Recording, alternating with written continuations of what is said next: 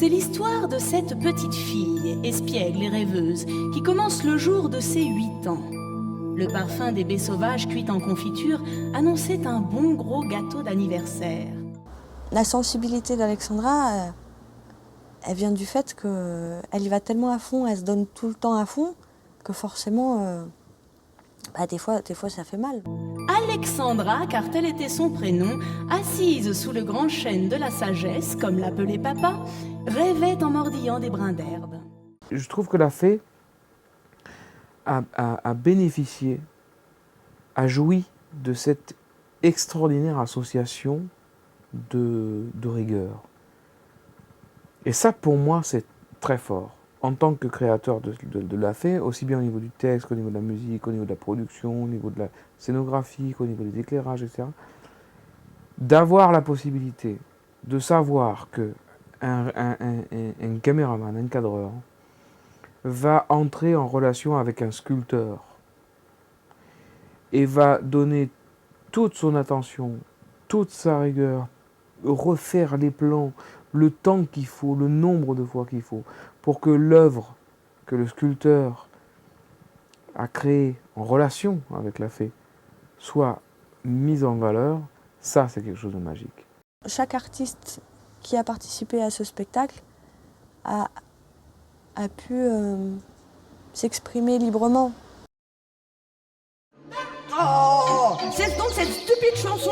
Ça ne m'amuse pas, tu n'es pas drôle. Tu as raison, Alexandra. En fait, c'est toi qui décidera. Destinée. Pardon? Oh, regarde Destinée, un sentier. Je dirais que ça ressemble plus à un chemin, ma chérie. Destinée.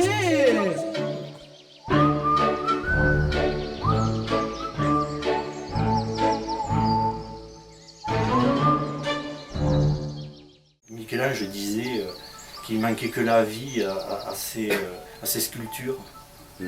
Il avait envie de leur foutre un coup de masse. Pourquoi tu parles pas? Il lui disait, il leur disait.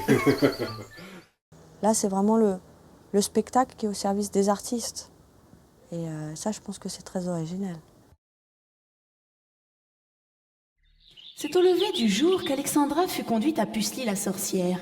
Crainte et respectée à la fois par l'ensemble des tribus de la vallée, elle était la mémoire vivante de tous. Elle détenait des pouvoirs magiques extraordinaires, comme celui de lire dans le passé et l'avenir, ou celui de guérir l'esprit de tous ceux qu'elle approchait. Bon, l'état d'ouverture, c'est important. Tout à fait. Et le fait qu'on ait accepté de venir à Fontenay, je pense que c'est un petit peu la même démarche. Il faut s'ouvrir aux autres, il faut se confronter au regard des autres. Avec en plus le mélange des arts qui fait qu'il y a des regards différents. Oui, ça c'est un plus.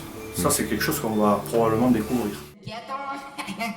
Voyons, voilà, c'est prêt. Oh! Que voyez-vous? Tais-toi. Oui, bien madame. Je vois. Oh, comme c'est étrange, je vois. Quoi? Que là, la pipelette, je me concentre. Destinée. Destinée. Oui, de toute évidence, oui, bien sûr. Il n'y a pas de musique sans clip aujourd'hui, il n'y a pas de clip sans visuel, quel que soit le matériel, sur une affiche. Et le côté théâtral, évidemment, sur scène, de musique, dans du théâtre, il y a besoin de la musique. Et ce qui est vraiment très bien, c'est de mélanger tout ça. De savoir qui t'es tout douce.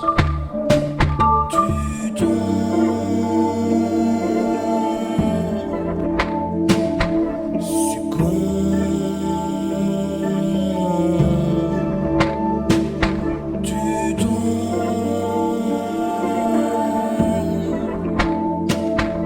succombe au plaisir de la nuit.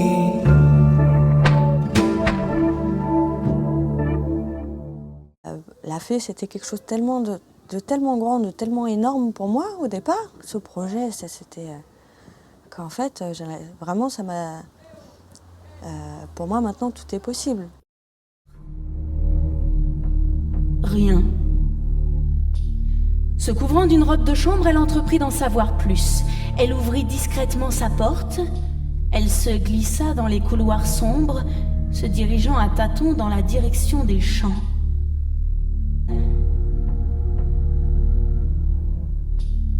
Elle s'engagea dans la descente, regrettant de plus en plus sa témérité. Elle eut soudain un sombre pressentiment. Mais il était trop tard pour faire demi-tour. Elle devait continuer jusqu'au bout. Elle eut soudain une terrible vision. Emportée par sa curiosité, elle venait de découvrir la prison du Chaster. À intervalles réguliers, de grandes grilles ponctuaient les parois du couloir, s'ouvrant sur de sombres cellules, d'où sortaient des gémissements. Quand on a la chance de pouvoir réunir tous ces gens-là, des gens comme ça, autour d'un spectacle comme La Fée, ce qui se passe, c'est forcément bien. Je ne sais rien. Et tu pourras ajouter, il me reste tout à découvrir. Et quand enfin viendra l'heure de ton dernier souffle, ton cœur te dira, je n'ai pas fini. Il me faudra revenir. J'ai envie que ça continue, quoi.